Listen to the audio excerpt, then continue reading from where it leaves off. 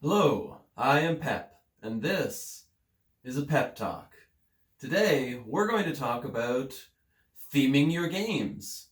Clearly, it's Halloween, so I'm going with a Halloween theme for this one, but this advice should be able to apply to lots of different games and themes, which is what I meant to say. Now, of course, the easiest thing to do if you're trying to theme your games to a particular night, such as Halloween, is to have Halloween or spooky themed games. This is quite easy. Maybe you're going to play some Zombicide or Werewolf.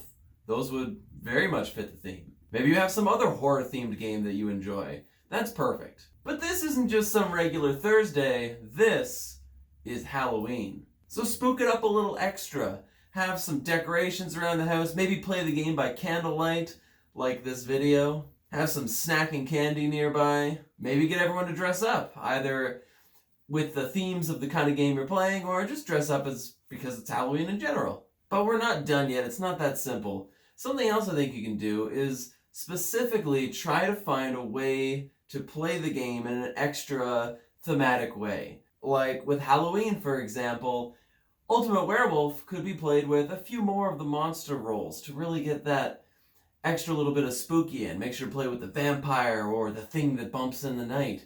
Just so you have more roles going around the table and more people that are enjoying themselves. It's often a lot easier to enjoy the game when you're playing some sort of special role. And I know the game can get a little wonky when you have too many special roles, but maybe try to jam as many as you in just for the entertainment and the theme of the evening. You might also want to consider doing an escape room. You might be able to find one like this that is actually perfectly set for a horror theme, but in reality, any sort of escape room should be good because you're trying to get out of something. So again, if you get back on there, if you try to play in some sort of a candle lit and dark setting, it'll just add that theme of you trying to escape. And that kind of setting can be applied to many different things as well. Maybe you have a ongoing campaign for D&D or Starfinder. So have a Halloween themed episode. Encounter some more spooky kind of things that you normally would. Maybe you show up in a haunted house or a haunted ship. Something like that. Something that is thematic and really fits the fact that you're choosing to play D&D on Halloween. I highly suggest making custom magic items or things that you can hand out to the party as the reward too. So they'll have that kind of memory of that. Maybe they have a pumpkin of holding, something, that's thematic and it'll carry on throughout. But you know what? There's also some games that probably make almost no sense that they could be Halloween theme in your mind, but they really could be if you put some effort in.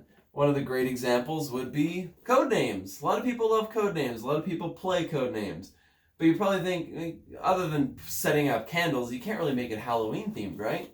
Well, I think what you do is you go through and you custom pick words for the evening. I think this is a good idea anyway if you're trying to weed out some of the words your group has trouble with. But for Halloween, you could specifically go through and pick words that are Halloween themed or could be Halloween themed. So when people are giving clues, they will often come out as Halloween or spooky themed clues in order to fit these. And the same can be done with other trivia style games like Time's Up. Whether it's the title recall or the celebrity version, go through and find celebrities or movies that are specifically horror or could be themed for that particular event. And bring those out. Make sure those are the ones that are used. Because that way, you're still fitting to the theme, but you're playing games that people might be used to playing anyway. And it doesn't take a lot to get people into the mood.